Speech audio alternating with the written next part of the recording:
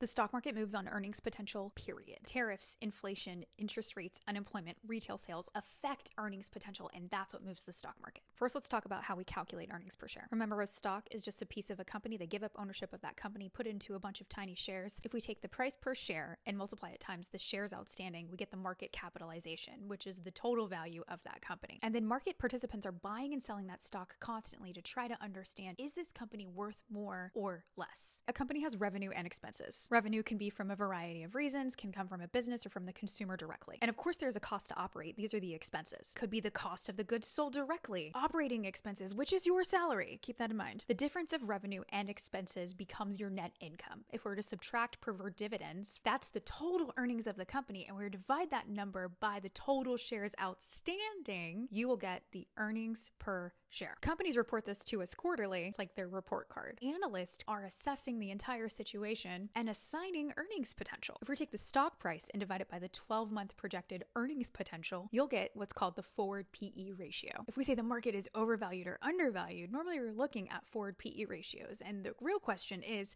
has price moved too far too fast relative to its projected earnings potential? Now remember, this is a public company and one of the expenses is a salary. Anytime you have a salary, that's money earned. That's where the consumer comes in. And money earned is money spent. And normally the consumer, you and I, are going to spend in a very specific order. We're going to start with our essential needs. We're going to pay our utilities first. We're going to pay our rent. We're going to pay our groceries, the things that we need to survive. These are what we call defensive companies. Then beyond that, we might pay off some debt, but then we start getting into our wants. You might go shopping. You might travel. These are cyclical companies. They perform better when everyone has a job. And then if you have anything left over, you're probably going to put that in savings, and that's going to go into a bank. And any money that's put into a bank is money lent. And then any money lent eventually becomes money spent, and that is revenue of a company, and that is the money cycle. So when we're trying to understand the stock market, we're trying to understand who has the biggest earnings potential. That's what moves price. So let's think of external factors that come in. If you have a tariff, which is an increase on the cost of goods sold, that's going to increase your expenses somehow if you don't offset it by having higher revenue or increasing prices. They are always protecting their profit margins, which is net income expressed as a percentage of revenue. Layoffs could happen. That's why the market suddenly moves into defensive companies. If taxes are lowered or increased, that affects expenses. If interest rates lower and you have a company with a lot of high debt, well, that's going to reduce their expenses as well. That earnings potential is derived from revenue and expenses. So anytime we see something like interest rates or tariffs,